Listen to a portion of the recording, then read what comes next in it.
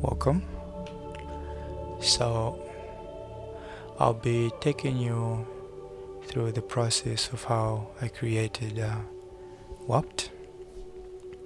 This will be a very simple video, not a complete tutorial, but it will be able to show you the general concept of how I made this.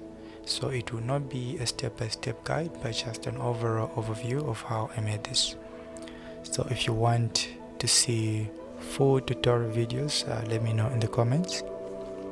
And before we begin this video, I'd like to say that the scene file for this is available on Patreon for free. You can download it, play with it, and whatever you come up with, please tag me on the socials. I'm Poro Rose on social media such as Instagram, Twitter, and Facebook. And sorry for the video quality, audio quality, and just my lack of socialism, if you say. This will be my first commentary video, so bear with me, and if there are any changes you'd like to see, let me know. If there are any criticism, I like those. Comment down below, and let's get into this.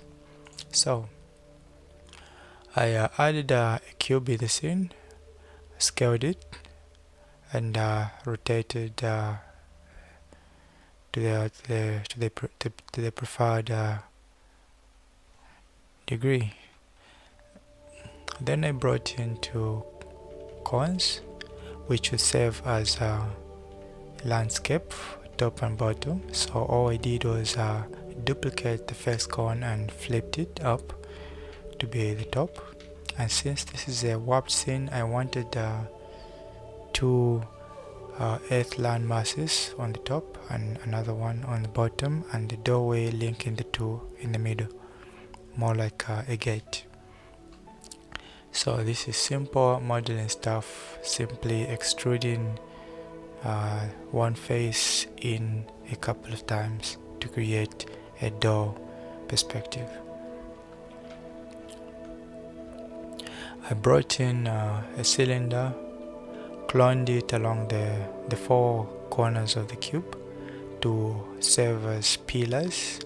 As in these types of scenes, pillars are very much welcomed, and since my scene was going for a medieval or an ancient type of a scene where you have a doorway, a gate, and pillars along the corners, a simple cylinder was more than enough. Then, to have a nice organic land mass, more like a terrain, all I did was make the two cones editable and sculpted the surface by using a simple draw brush. And I could have done this simply by sculpting one surface and mirroring the surface on the top, but I wanted a natural feel to it. Each cone needed to have a unique terrain to it, so I did everything separately to achieve that. Then I fired up Octane so I could be able to visualize the scene in real time, and since this is GPU rendering, the results were coming out very fast. You can see in the statistics that I'm using it didn't show up. Or anyways, I'm using a GTX 1050 Ti with 4 gigs of RAM. That's an NVIDIA card. It's a very old card, but it's working perfectly for me. So if you have a better card, then you'll be able to do everything I'm doing at extremely faster speed. So Octane has this issue. I don't know if it's been resolved in the newer versions, but this is actually the latest version. So I don't know why it is showing a squared off render, whilst the dimension that I placed, as you can see in the viewport, it's a very tall Instagram landscape portrait image dimensions. That's 1350 pixels tall and 1080 pixels wide, but in the render it's only showing me a squared off view. I don't know if something in the settings that can be achieved by this, or it's just a glitch. I don't know. So comment down below if you know what's causing this.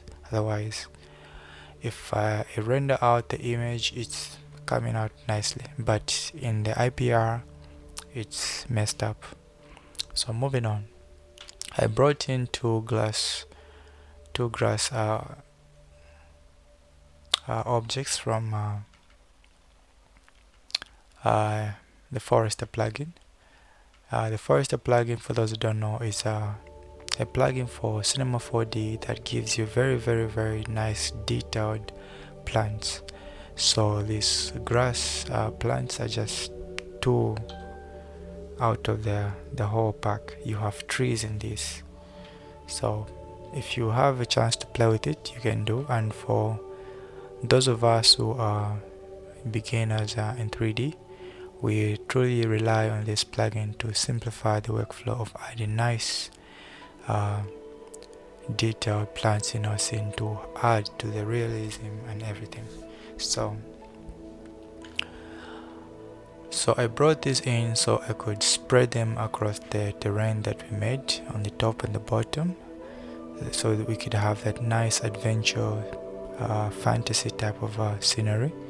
So to clone this on the two separate land masses, which in this case is our clone, all I did was simply bring in a connect 2 and drop the two cones under the connect 2, and what the connect 2 would do was it connects the two, as the name implies, making the two a single thing, so that if you throw this connect 2 into the Octane scatter, the Octane scatter will actually look at all of these objects as a single object, simply because of the connect 2, which is connecting everything. So this way I was able to clone the two grasses on both of these terrain at once, simplifying the workflow. And I played around with the settings and the scatter settings until I came up with a very nice outcome.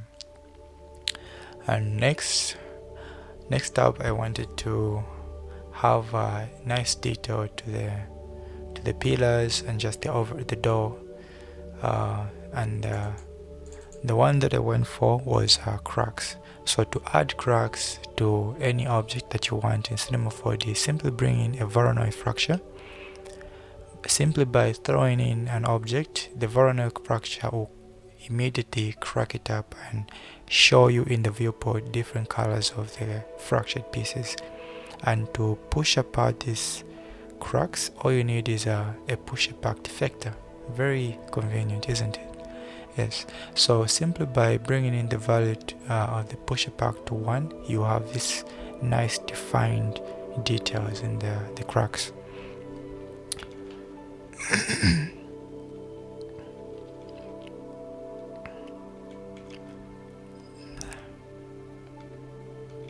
And then after this, I brought in another plant from the Forester plugin, and this one was a very small tree which complements the overall look of the scene. Since this is a very nice scale to the tree, this is a nice scale, I didn't want the tree to be big, so a simple small tree would suffice. So bringing this into the scene and using the same connector to spread the tree, I was ending up with a new issue here where the trees were intersecting with the door. So to cut off the scattering in the middle here, all I did was simply bring in a gradient shader to define where the trees would spread and where the trees will be invisible or just cut off. So a general rule of this shader is that everywhere where it's black, the trees will be distributed there. Everywhere where it's white, the trees will be subtracted or removed from the scene. So what I needed was the shader to have black at the top and at the bottom, then white in the middle. So to do that, we simply change the gradient type to 2dV and add in two extra points on the gradient scale, where, like I said, on the edges would have black and at the middle will have white. And by doing that, I was able to completely remove the trees on the doorway and leave the rest of the trees scattered at the top and at the bottom of the two landscape land masses. And I tweaked the settings a bit until I ended up with a nice satisfying outcome. And the last part of the scene that I needed to add some realism and this nice effect to the scene was clouds.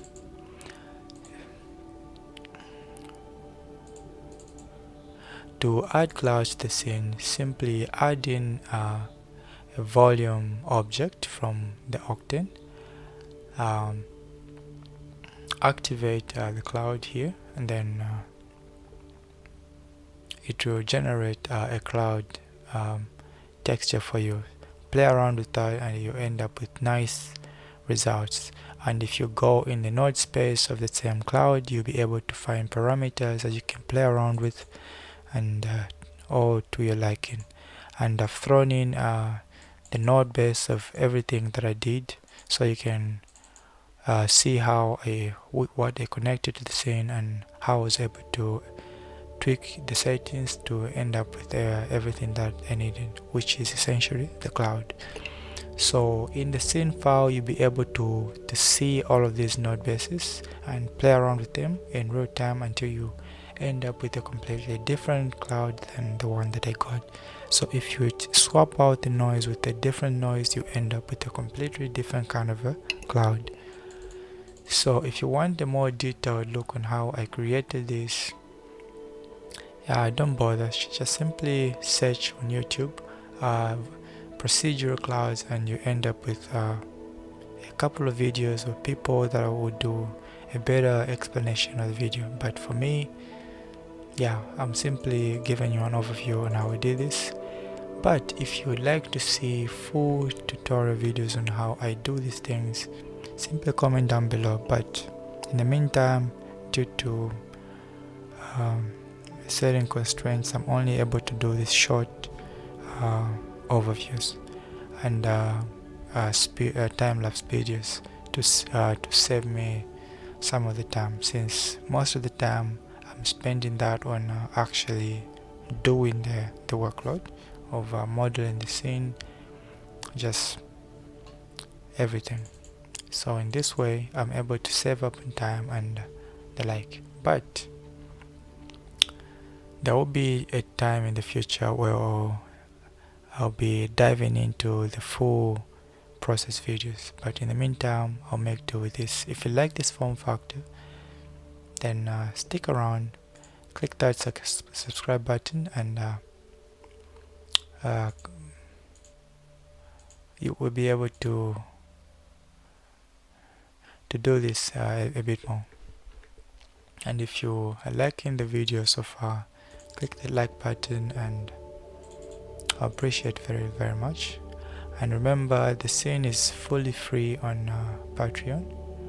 You can go and download it. You can go and download there, and if you have a Patreon account, feel free to click like so that I know that someone downloaded the video, the scene, since there's no real way for me to actually get real-time updates on when people download that on Patreon. So by liking, I'll get immediate feedback that someone actually downloaded the scene. And when you do play around with the scene and you come up with your own version of the scene, tag me on the socials at ProRose, and I appreciate that very much. And Yeah, that's the thing. Bye.